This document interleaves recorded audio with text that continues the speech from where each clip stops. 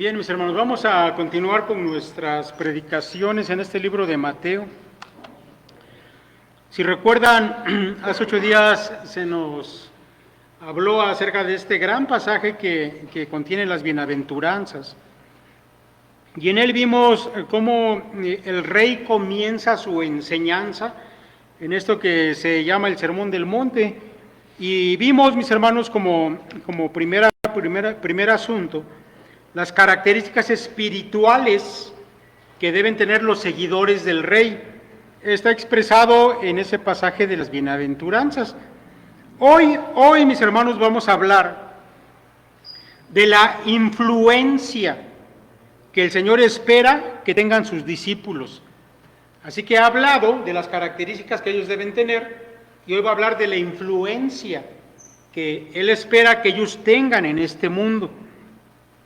Ahora déjeme decirle que aunque este pasaje está dicho directa y enfáticamente para los discípulos que en ese momento le estaban escuchando, sin embargo, mis hermanos, esta es una palabra, es una enseñanza que nos abarca también a nosotros.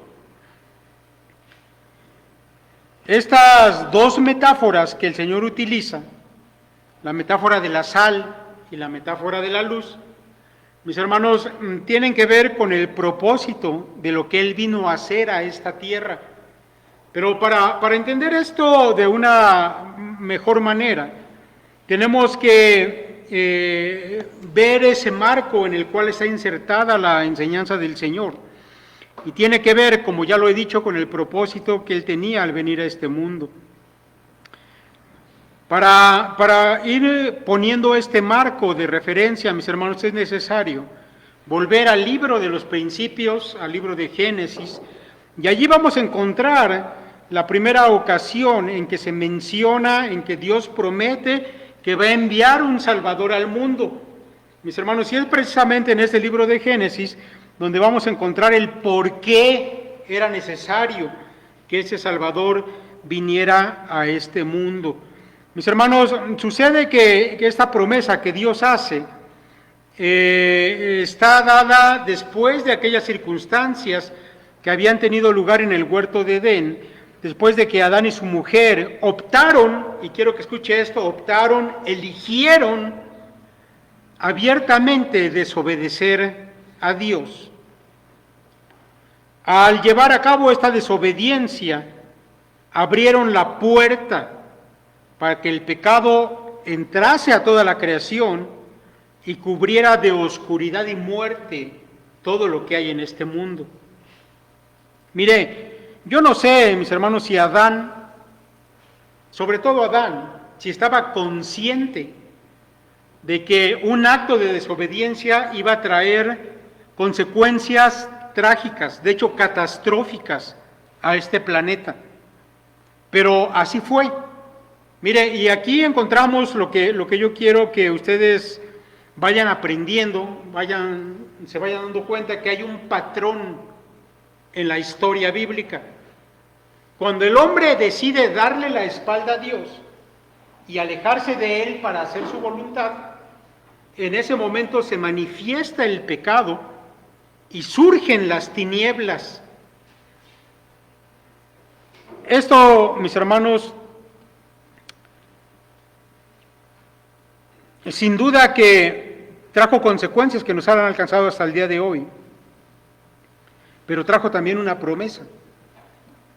El pasaje de Génesis dice, y Jehová Dios dijo a la serpiente, por cuanto esto hiciste, maldita serás entre todas las criaturas y entre todos los animales del campo. Sobre tu pecho andarás y polvo comerás todos los días de tu vida. Y pondré enemistad entre ti y la mujer, y entre tu simiente y la simiente suya. Esta te herirá en la cabeza y tú le herirás en el calcañar. Mire, en las palabras de Dios, mis hermanos, se establece ya un antagonismo que se iba a desarrollar a lo largo de la historia. Dice, pondré enemistad entre ti y la mujer, y entre tu simiente y la simiente suya. ¿Sí? Todos los descendientes de Adán y Eva iban a mantener este asunto de la oscuridad, del pecado, y sin embargo de la simiente de la mujer, que está hablando de Jesucristo, iba a haber una batalla muy grande en contra de la oscuridad.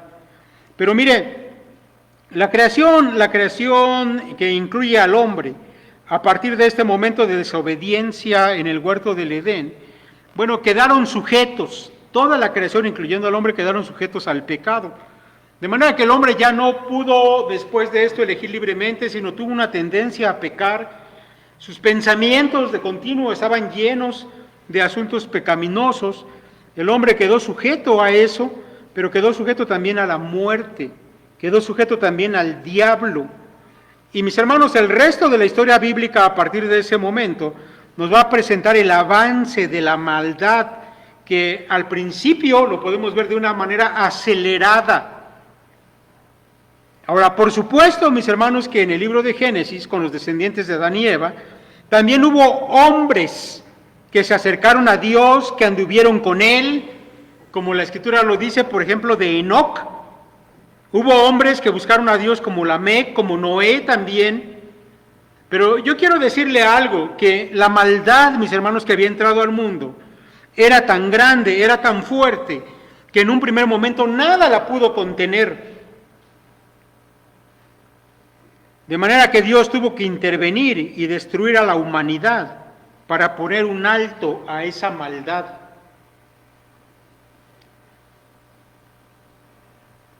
Mis hermanos, la oscuridad, cuando es mencionada en la Biblia, se usa para aludir al pecado. Y la oscuridad, mis hermanos, nos muestra la ausencia de Dios en la vida de la gente. Así como cuando Adán decidió darle la espalda a Dios y dio un paso para alejarse de Él y hacer su voluntad, y entonces entró la maldad y entró la oscuridad a este mundo. Mis hermanos, ese ha sido un patrón. Cada vez que hay ausencia de Dios en la vida de los hombres, eso se traduce en un aumento de maldad y de la oscuridad. Mis hermanos, sin duda que en la Escritura podemos identificar que hubo periodos en la historia humana donde esa oscuridad se volvió más densa que en otros momentos. Mire, en esos tiempos antidiluvianos, la oscuridad era tal que los mismos demonios, los ángeles caídos, descendieron a la tierra y comenzaron a cohabitar con las mujeres humanas, lo cual es algo horrendo. Y a consecuencia, mis hermanos, de esas uniones, tuvo lugar una progenie monstruosa que deshonraba a Dios. Porque Dios, cuando creó al hombre, puso en él su imagen y su semejanza. Pero a consecuencia de esta intervención demoníaca, lo que nació de ello, mis hermanos, eran una especie de híbridos monstruosos, demoníacos, y esto mostraba solamente el grado de maldad que había caído sobre la humanidad en ese tiempo. Muestra su alejamiento de Dios, y la Biblia dice que su pensamiento continuamente era solamente hacer lo malo. Y eso, mis hermanos, colmó la ira de Dios, y entonces el juicio del Señor se derramó sobre la humanidad y terminó con todo eso. Pero usted conoce la historia, no voy a hablar aquí en detalle, solamente voy a mencionar algunos puntos sobresalientes, porque quiero que usted vaya poniendo ese marco de referencia. Mire, más adelante en la historia, el Señor escogió a un hombre, a un caldeo que se llamaba Abraham, porque el propósito era crear para él un pueblo que iba a salir de este hombre y de su esposa Sara. Porque de ese pueblo iba a venir el cumplimiento de la promesa que el mismo Dios había hecho allá en Edén. Esa simiente que iba a aplastar la cabeza de aquella serpiente iba a provenir de la descendencia de Abraham. Y cuando esta simiente viniera, entonces él iba a poner fin a la maldad en este mundo. Ahora, mis hermanos, en verdad que Abraham tuvo una descendencia y tuvo un pueblo, producto de esa descendencia, pero la historia de este pueblo, mis hermanos, que tenemos en el Antiguo Testamento, fue una historia de altibajos constantes. En periodos estaban cerca de Dios y en otros tiempos se alejaban de Él. Y entonces venía, mis hermanos, se hacía patente esa lucha entre la luz y la oscuridad, y cuando la oscuridad reinaba había consecuencias funestas. Déjeme ponerle un ejemplo que es para mí terrible.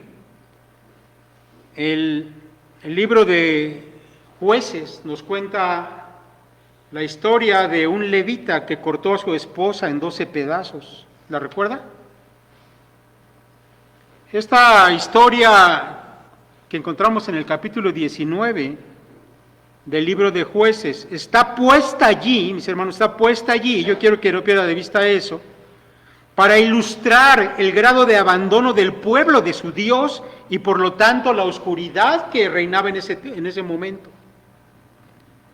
Resulta que la esposa de este hombre levita le había sido infiel, lo cual era abominable delante de Dios. Este hombre era un servidor de Dios, de manera que la mujer huyó de casa de su padre, porque seguramente que por el adulterio le correspondía la muerte. Pero el levita, lejos de hacer cumplir la ley, fue a buscar a su esposa a casa de su suegro, donde la encontró y pasó un tiempo allí con su suegro.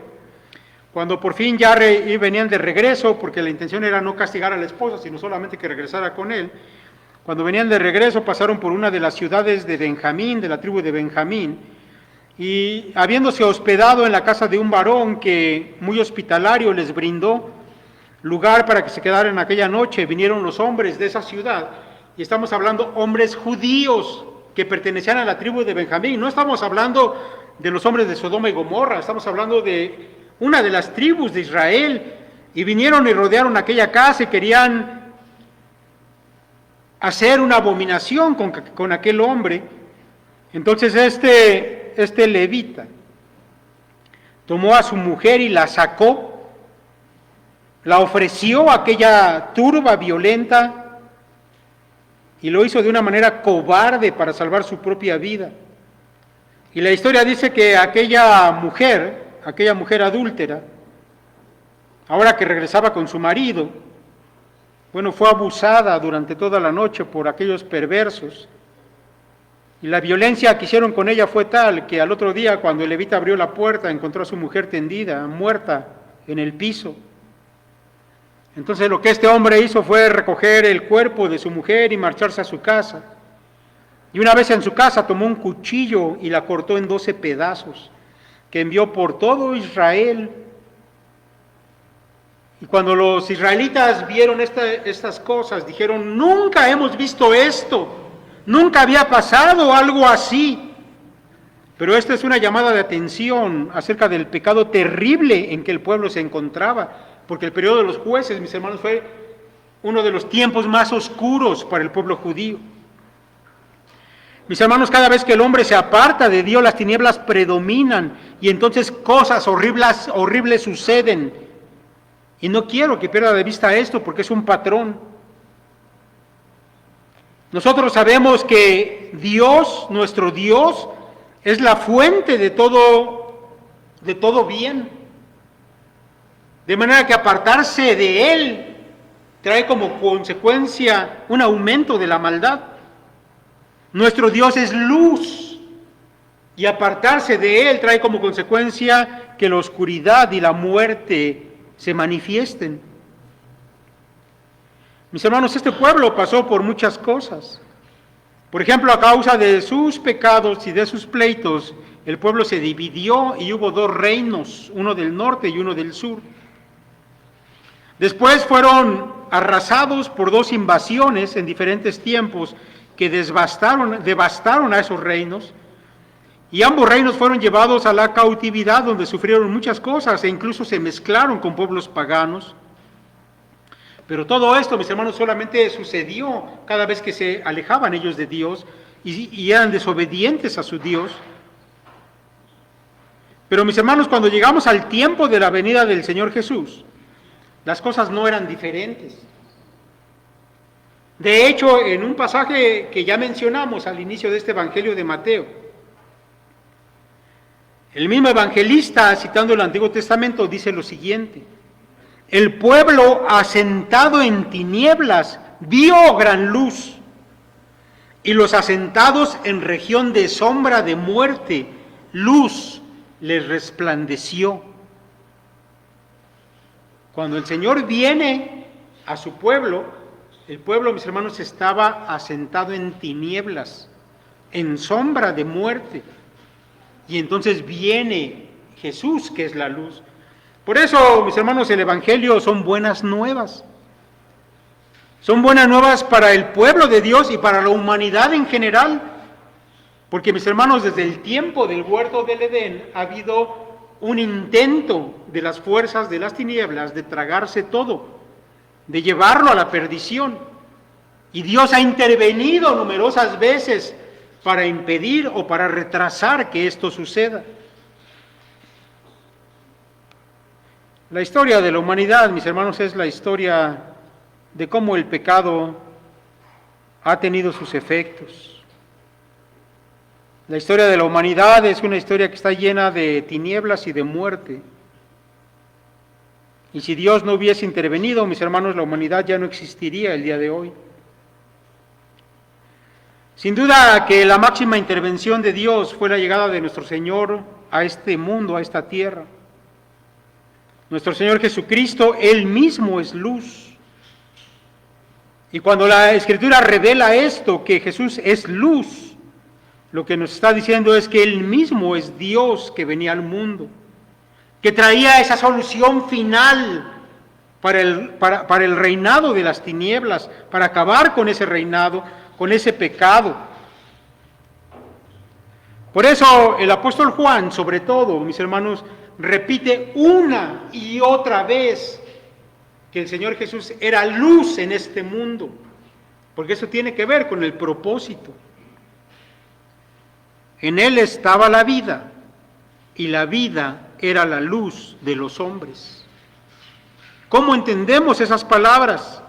Las entendemos por el marco que hemos puesto. Porque en este mundo, mis hermanos, había muerte y había oscuridad. Y cuando Jesús viene, el evangelista declara, en Él estaba la vida, y la vida era la luz de los hombres.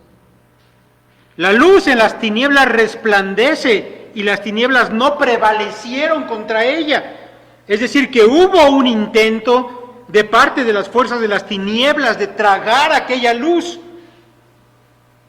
pero no prevalecieron en contra de ella, porque esta luz es divina.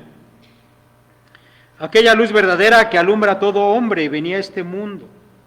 Y esta es la condenación, que la luz vino al mundo y los hombres amaron más las tinieblas que la luz, porque sus obras eran malas. Porque todo aquel que hace lo malo aborrece la luz y no viene a la luz para que sus obras no sean reprendidas. Mas el que practica la verdad viene a la luz para que sea manifiesto que sus obras son hechas en Dios. Y una vez más Juan continúa diciendo, otra vez Jesús les habló diciendo, yo soy la luz del mundo, el que me sigue no andará en tinieblas, sino que tendrá la luz de la vida. Entre tanto que estoy en el mundo, luz soy del mundo.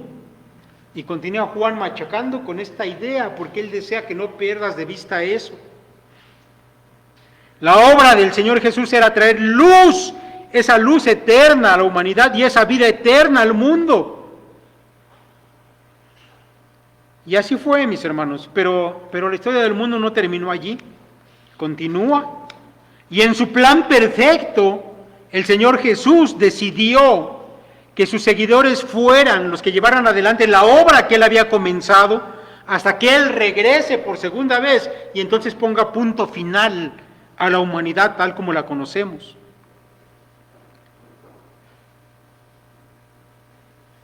Quiero que no olvide eso.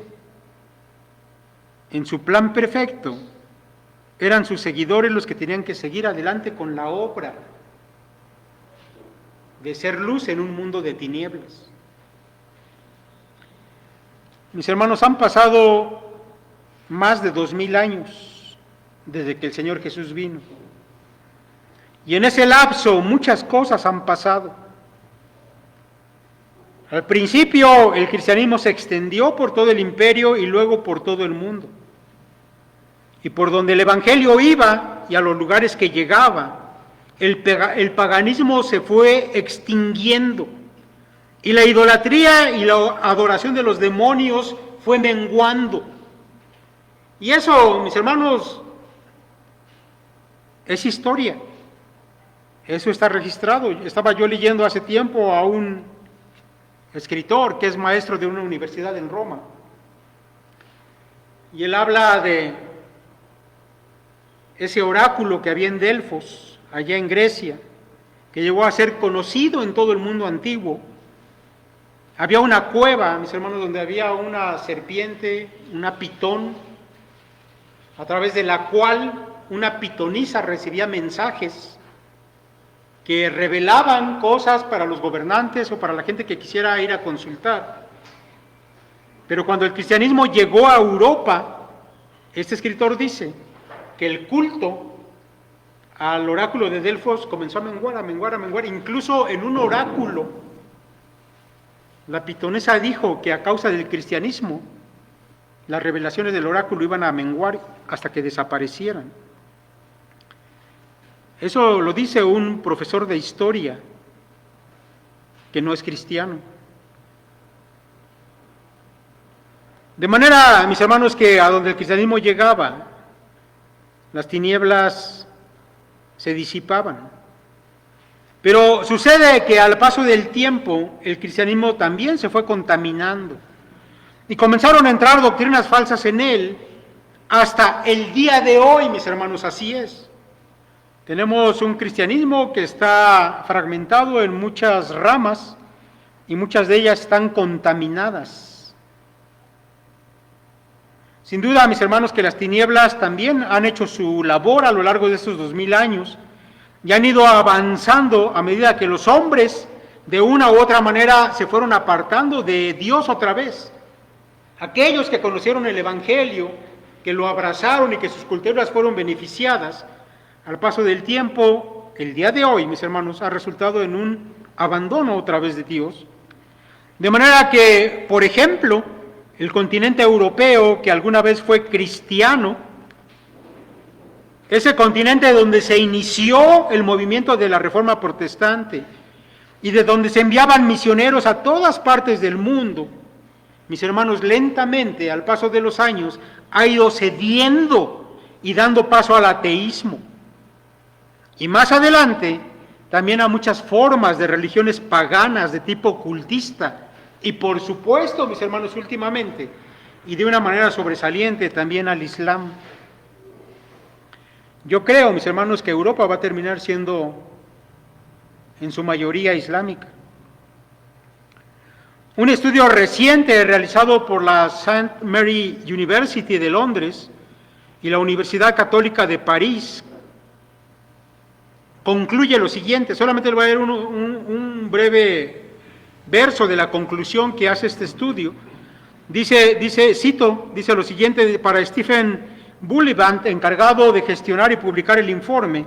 La conclusión es clara: en menos de 100 años, Europa se va a convertir en un continente mayoritariamente no religioso. Por primera vez en 2000 años, los europeos se encaminan hacia una sociedad post-cristiana, en la que los remanentes católicos, protestantes, anglicanos u ortodoxos serán una minoría. Los jóvenes han perdido el interés en la fe. Ya lo hemos predicado muchas veces en tiempos pasados. Las iglesias en Europa están vacías, algunas se han vuelto restaurantes, otras se han vuelto museos, otras discotecas, porque la gente ya no va a las iglesias. El cristianismo prácticamente desapareció de Europa, lugar, por cierto, mis hermanos, de donde va a surgir el anticristo escatológico. Apenas en una reciente predicación que seguramente recuerda, he hablado de lo que está actualmente sucediendo en la Iglesia Católica, que lo queramos o no, mis hermanos, pues es la rama más numerosa, si se puede llamar, del cristianismo. y cómo últimamente se ha abierto a ese movimiento liberal, que es el mismo que ha propagado el feminismo, la práctica del aborto, los movimientos homosexuales y toda la confusión de los géneros con que ahora se autopercibe la gente en el mundo. Están locos, mis hermanos, a causa de esta ideología que propaga todo este movimiento. Bueno, la Iglesia Católica recientemente se está abriendo a eso y lo seguirá haciendo. Mis hermanos, todo esto que está pasando no va a minorar, sino que va a ir avanzando, se va a ir degenerando a prácticas más abominables, si es que eso es posible. Y también lo hemos dicho, mis hermanos, que lo que viene más adelante es la legalización de la pedofilia, por ejemplo. Ya se está peleando para que se legalice en algunos países, la zoofilia también, la relación entre hombres y animales.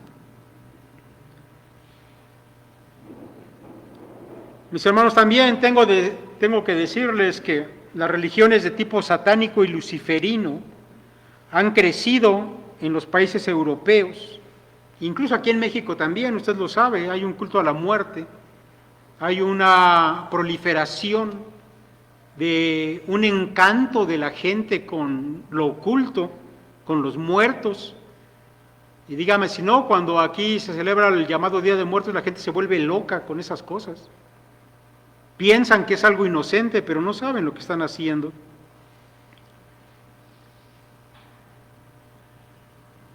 Lo que antes eran asuntos ocultos y que no se manifestaban, hoy en día, mis hermanos, de manera descarada lo hacen.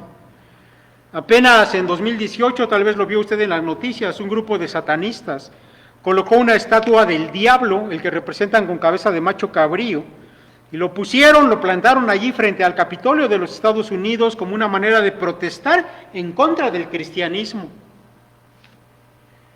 Estos movimientos satánicos y la masonería, que es otro asunto, para muchos, mis hermanos, son cosas que van de la mano y que por supuesto están integrados, forman parte de esos grupos que apoyan la agenda liberal de la que hemos estado hablando últimamente.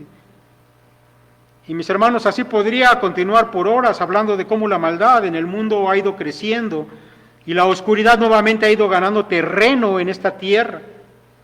Porque tenemos, mis hermanos, un mundo que está embobado con el Internet, que ya no piensa con razonamiento, que se deja llevar por todas esas modas y no le importa que tan absurdas sean, que tan desviadas estén. Parece, mis hermanos, que una estupidez ha cubierto a la humanidad y hoy la gente vive de la forma más absurda que se pueda pensar. Estamos, mis hermanos, en una sociedad globalizada, para la que todo es relativo, donde la moral y lo que antes se consideraba como bueno, ahora ya no lo es, ahora ya no todo es totalmente bueno ni totalmente malo, todo es relativo. De manera que el avance de las tinieblas es claro, y la humanidad, mis hermanos, está dirigiéndose al abismo de la perdición. Y por eso, mis hermanos, por eso, es que las prácticas de cosas horrendas están volviendo a aparecer. Las cosas que son abominables a Dios comienzan otra vez a mostrar su rostro de manera abierta y descarada. Y todo esto, mis hermanos, tiene que decirnos algo. Tiene que decirnos que estamos viviendo los tiempos finales de la humanidad. De hecho, desde los días en que se escribió el Nuevo Testamento, desde el momento en que el Señor vino por primera vez a esta tierra, comenzó a correr el cronómetro de lo que la Biblia llama los postreros días. Y este periodo, mis hermanos, los postreros días, es un tiempo que va a terminar con una gran apostasía a nivel mundial, cosa que ya estamos mirando. Un darle la espalda a Dios de la humanidad en general. Y usted sabe qué es lo que pasa cuando una ciudad, un grupo le da la espalda a Dios, vienen las tinieblas. Como resultado de esa gran apostasía, mis hermanos, va a aparecer entonces el hombre de pecado, que no es otra cosa, mis hermanos, que la aparición definitiva de la maldad. Ese hombre de pecado del que nos habló y nos advirtió el apóstol Pablo, el cual es la culminación de la rebelión en contra de Dios. Ahora, mis hermanos, todo esto que les acabo de decir es el cuadro necesario para entender y darle valor a lo que el Señor enseñó en estos versos que tenemos delante de nosotros.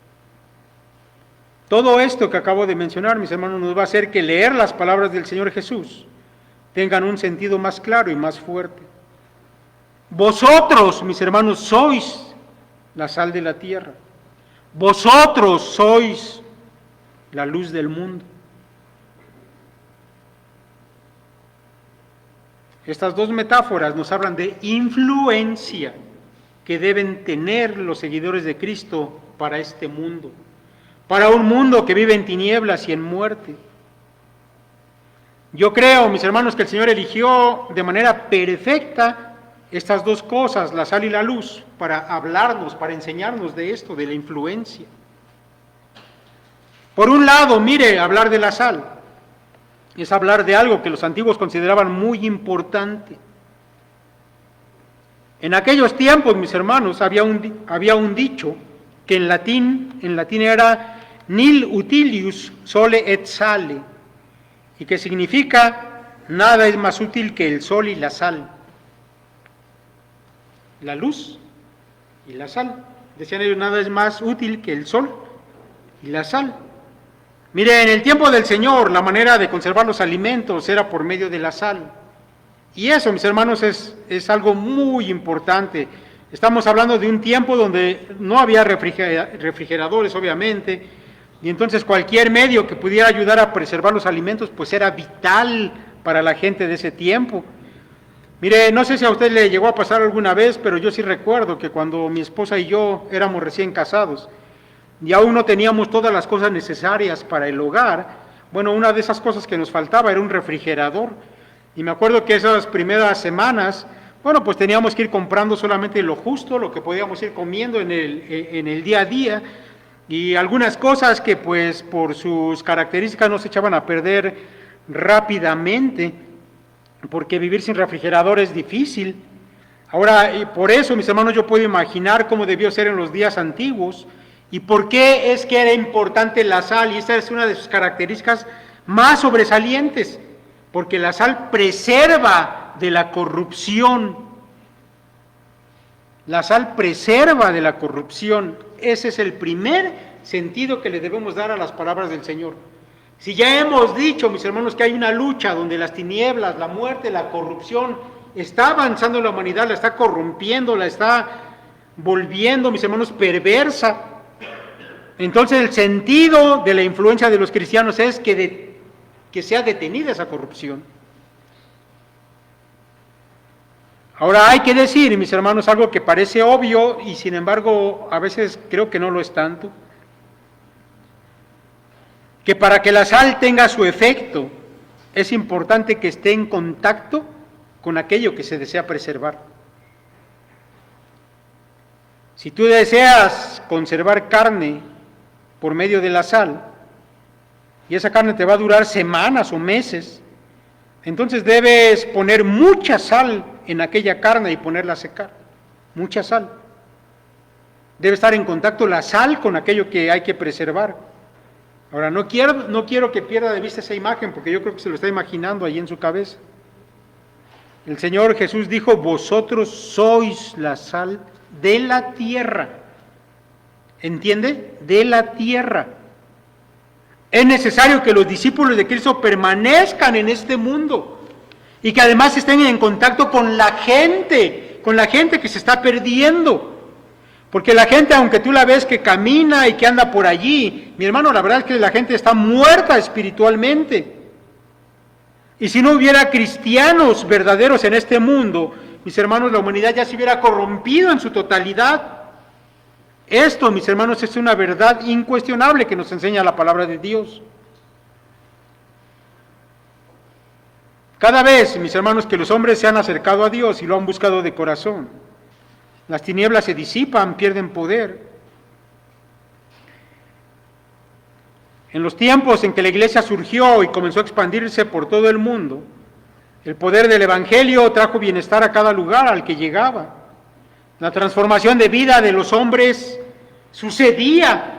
Y entonces, mis hermanos, por supuesto que eso modificaba la manera de vivir de sociedades completas. Mire, el cristianismo siempre trajo consigo otros asuntos benéficos para aquellos lugares a los que llegaba. Por ejemplo, mis hermanos, es sabido que donde el Evangelio venía, el deseo de saber más, de estudiar, de fundar escuelas, llegaba a esos lugares, de tener leyes justas, de vivir pacíficamente, de proteger el matrimonio y la familia, de honrar a Dios con los bienes, etcétera. Eran principios que empezaban a moldear a una sociedad. Mis hermanos, eso trajo progreso a todo lo que es el mundo occidental, que se forjó de una u otra manera sobre principios cristianos. Ese es el efecto que tiene la sal cuando está en contacto con el mundo. Mis hermanos, yo creo que ser llamado sal de la tierra por el Señor es un privilegio. Llegar, mis hermanos, a ser agentes que retrasan la corrupción de la humanidad o incluso la detienen de manera permanente en algún lugar, es un alto honor para nosotros. Pero yo debo, mis hermanos, recalcar que esto es algo que solamente los seguidores de Cristo pueden hacer. No, mis hermanos, los filántropos del mundo, no los filósofos o la gente que piensa que puede hacer algo para mejorar la sociedad, los políticos. No, no es a través de ellos. La palabra de Dios nos dice que es a través de los hijos de Dios. Esa frase, vosotros sois la sal de la tierra, esa palabra vosotros está en un modo enfático en el texto griego. Y es como si el Señor dijera vosotros y no otros. No hay nadie más, vosotros sois la sal de la tierra. Y esto, mis hermanos, es así porque solamente los nacidos de nuevo, solamente los que han sido transformados, tienen lo necesario para ejercer este tipo de efecto en un mundo pecador. Solamente los que han sido transformados por Dios tienen la capacidad de ejercer esta influencia. Por eso el Señor continuó diciendo, pero si la sal se desvaneciere, ¿con qué será salada? No sirve más para nada, sino para ser echada fuera y hollada por los hombres. Mire, la gente del tiempo del Señor sabía que para conservar un alimento, este debía ser salado, pero la sal con que se salaba debía ser lo más pura posible. Ahora, ¿por qué le digo eso? Bueno, porque recuerde usted que en aquellos tiempos no había la tecnología que hay hoy para fabricar el tipo de sal que usted tiene hoy en su mesa. En aquellos tiempos, mis hermanos, mucha de la sal que se vendía, resulta que no era pura, estaba mezclada con tierra o con otro tipo de impurezas, lo que hacía que esa sal perdiera su poder y no fuera capaz de preservar un alimento como la gente pensaba. Se dice que cuando un cargamento de sal llegaba a algún lugar y se descubría que por el embarque o en los recipientes en que se llevara, que muchas veces estaban sucios, aquella sal llegaba contaminada, entonces la parte de la sal que estaba sucia, que estaba revuelta con tierra, se tiraba a la calle y era pisoteada por la gente que pasaba por allí. Por todo eso, mis hermanos, la metáfora de la sal que el Señor utiliza aquí, lo vuelvo a repetir, es perfecta para ilustrar lo que el Señor quiere decir. Los hijos de Dios, los hijos del reino, deben mantener una vida pura, delante de Dios y delante de los hombres. Si es que ellos quieren tener esa influencia que impide la corrupción de una sociedad. Un cristiano debe mantener su vida limpia de pecado, su manera de pensar, su forma de hablar, su conducta deben ser santas. Si usted es como esa sal que está mezclada con basura, con suciedad, usted no va a poder preservar nada. Mire, por ejemplo, si usted cuando está en contacto con la gente del mundo abre su boca para hablar puras cosas mundanas, ¿qué influencia cree que puede tener en la gente que lo rodea? Ninguna. Mire, yo he escuchado la manera de hablar de algunos cristianos y la verdad da pena que digan que son cristianos, porque algunos no solamente utilizan maldiciones y groserías cuando hablan, hay otros que sin decir ninguna maldición y ninguna palabra, sin embargo cuando hablan sus bocas es para hablar de puras cosas intrascendentes y mundanas que no tienen ningún efecto benéfico para la gente que les escucha.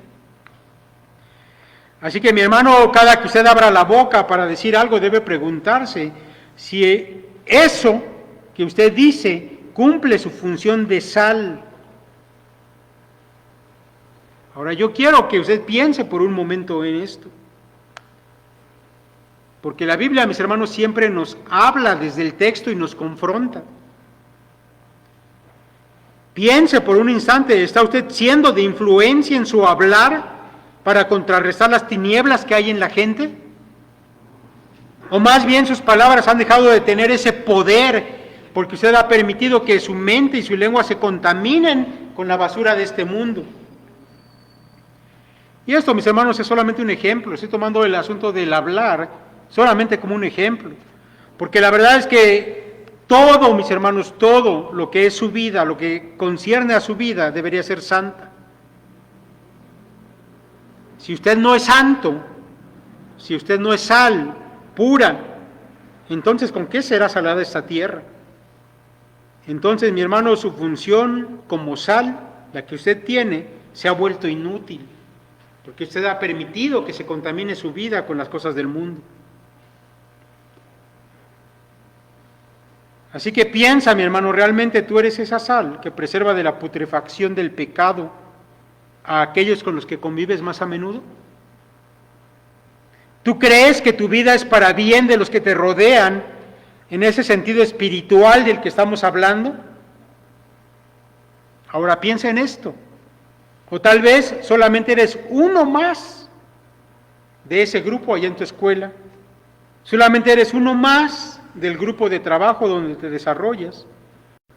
Tal vez eres solamente uno más en medio de una familia donde es necesario que se les predique el Evangelio.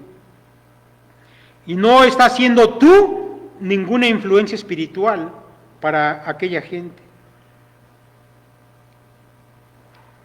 Mi hermano, si tú estás mirando cómo aquellos que te rodean son influenciados por lo malo, sé tú entonces una influencia para lo bueno. Haz oír tu voz, habla de lo que es correcto, diles la verdad, esa verdad que no es relativa y que se acomoda a la conveniencia de la gente. Mira, hay tantas cosas absurdas y pecaminosas que la gente habla y cree y vive, y ¿sabes qué? Nosotros a veces estamos allí y nos quedamos callados, al margen, y no ejercemos esa fuerza de resistir lo malo. Y la mayoría de las veces, mis hermanos, no decimos nada porque nos da pena o nos da miedo. Nos da pena o nos da miedo que nos señalen, que nos hagan el feo, que nos alejen, y preferimos entonces quedarnos con la boca cerrada. En una ocasión que había subido una publicación a Facebook que hablaba acerca de los homosexuales, una persona comenzó a comentar acerca de eso, y entonces eran dos mujeres, entonces otra mujer comenzó a decir, no hagas caso de eso, es gente que solamente lanza discursos de odio para hacer sentir mal a las personas. Y entonces yo le dije, ¿sabe qué? Está equivocada, ¿no es así? Yo creo que la gente que está tomando esas ideologías está pervirtiendo las cosas que son correctas.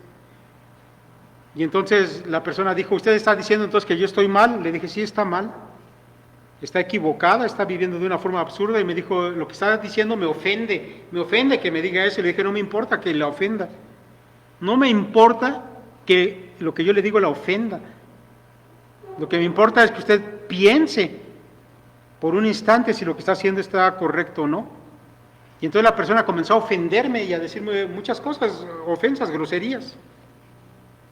Mis hermanos, eso sucede, pero no se puede uno quedar callado cuando está uno viendo que la maldad está proliferando, se está extendiendo, la gente la cree y la vive.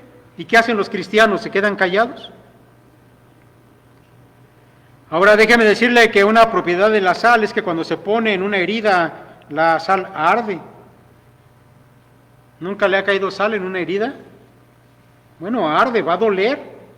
Y eso pasa cuando tú eres sal para el mundo y resulta que no eres bien recibido por la gente del mundo, porque tu forma de vivir y tu forma de hablar y de pensar les arde, les causa malestar.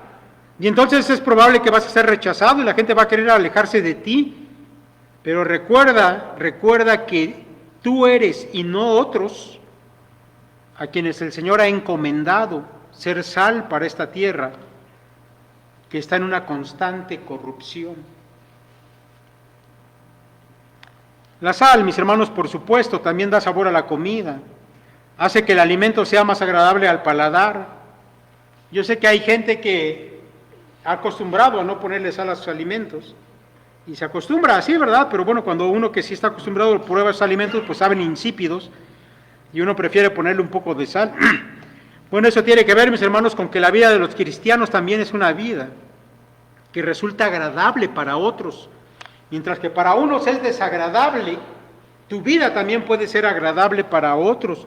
Porque hay que decir, mis hermanos, que la vida cristiana tiene un encanto particular que hace que algunos deseen saber por qué es que tú vives de esa manera, por qué es que siempre te ven con una sonrisa en la cara, porque estás gozoso todos los días a pesar de las circunstancias en las que vives. ¿Por qué tienes esas ideas acerca de las cosas de la vida que ellos no tienen y a veces ni siquiera entienden? ¿Por qué es que tú no eres y te comportas como ellos? Mis hermanos,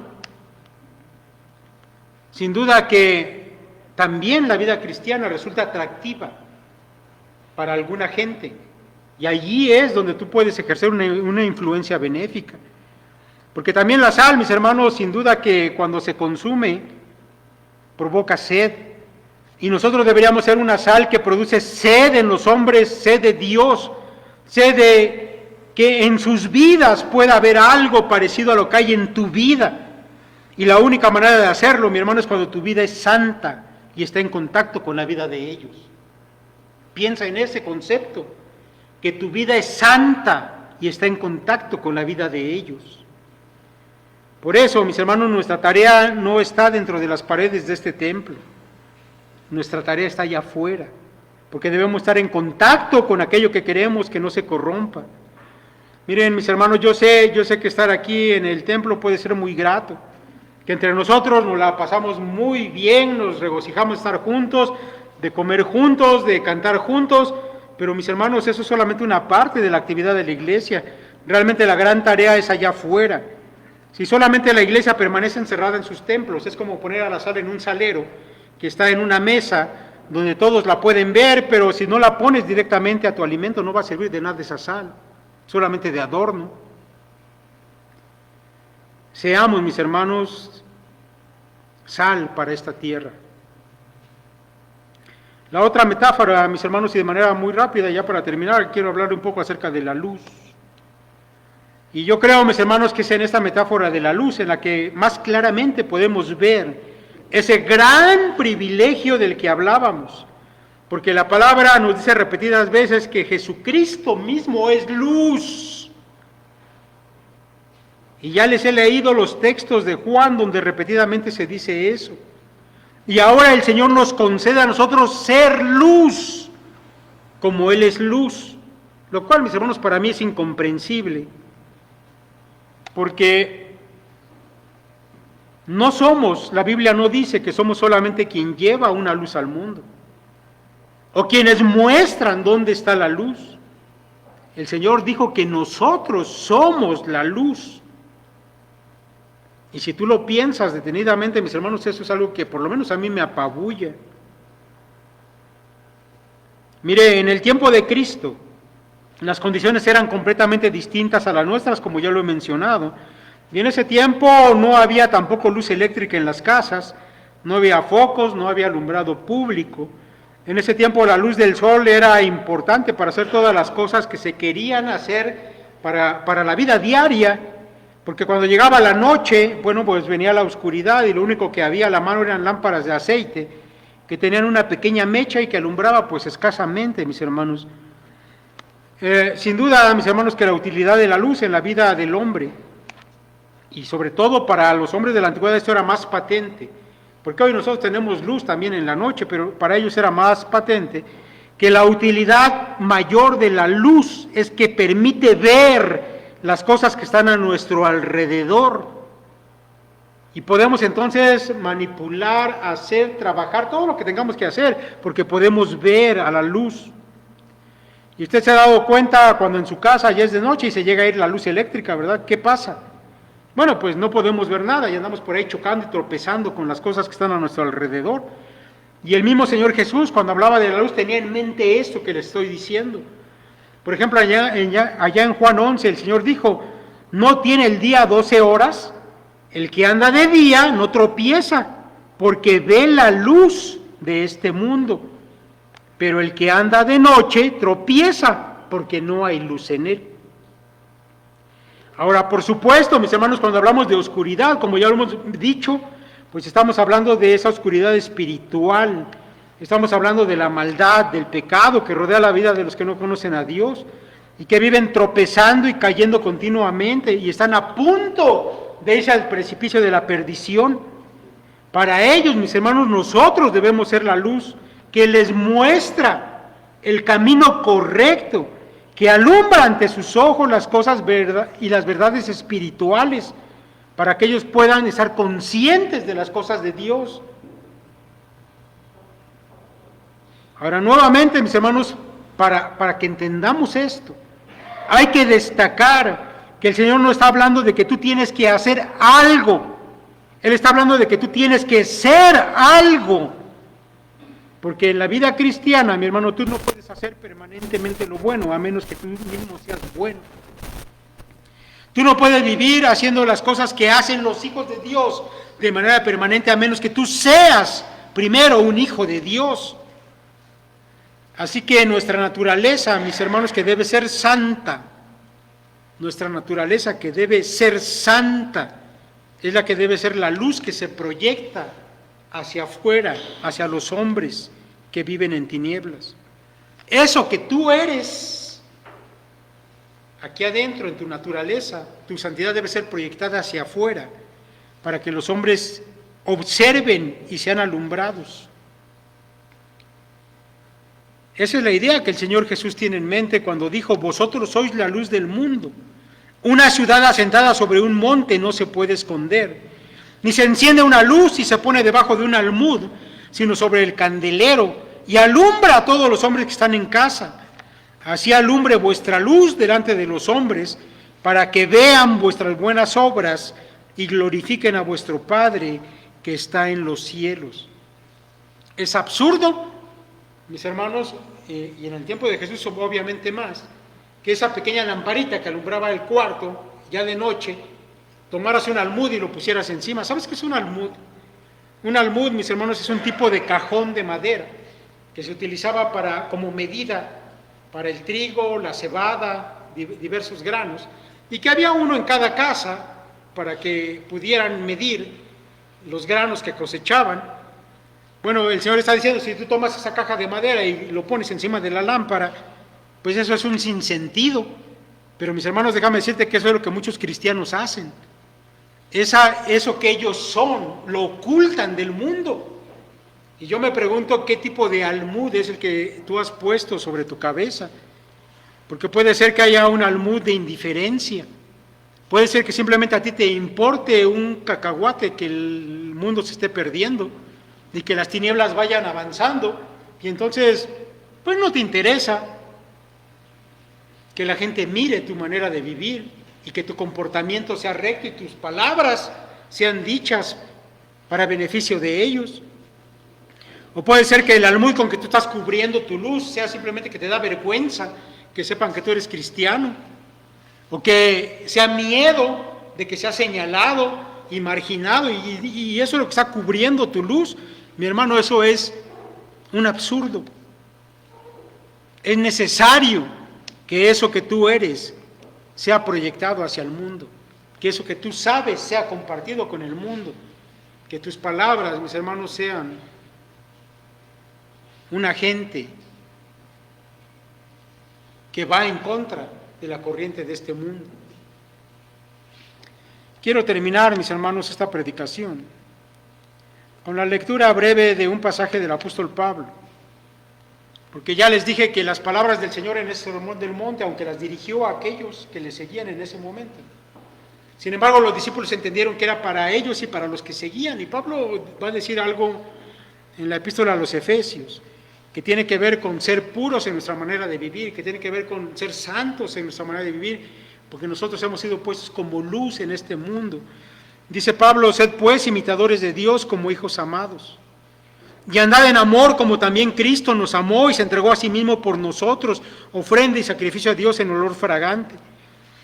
Pero fornicación y toda inmundicia o avaricia ni aun se nombre entre vosotros, como conviene a santos, ni palabras deshonestas, ni necedades, ni truhanerías que no convienen, sino antes bien acciones de gracias. Porque sabéis esto, que ningún fornicario o inmundo o avaro que es idólatra tiene herencia en el reino de Cristo y de Dios. Nadie os engañe con palabras vanas, porque por estas cosas viene la ira de Dios sobre los hijos de desobediencia. No seáis pues partícipes con ellos, porque en otro tiempo erais tinieblas, mas ahora sois luz en el Señor. Andad como hijos de luz. Mis hermanos, esta era la voluntad de nuestro Señor, que sus discípulos tuvieran una influencia benéfica para el mundo. Allí donde tú estés, con tu familia, con tus compañeros de la escuela o del trabajo, tú debes ser esa sal y debes ser esa luz. No te avergüences de serlo. Tanto la sal arde en una herida y la luz, mis hermanos, la luz alumbra todo. De manera que no solamente alumbra el camino de Dios para los hombres, también alumbra su porquería en la que viven. Por eso cuando hay un hombre que vive con santidad en medio de un grupo de gente que vive en pecado, a ellos no les gusta eso y te van a rechazar seguramente. Pero mis hermanos, no hay nadie más que vaya a llevar este efecto benéfico a la humanidad, solamente tú puedes hacerlo. Dios te ha capacitado para eso. Solamente, mis hermanos, es necesario que lo entiendas y que haya en ti la voluntad de obedecer al Señor. Que Dios les bendiga.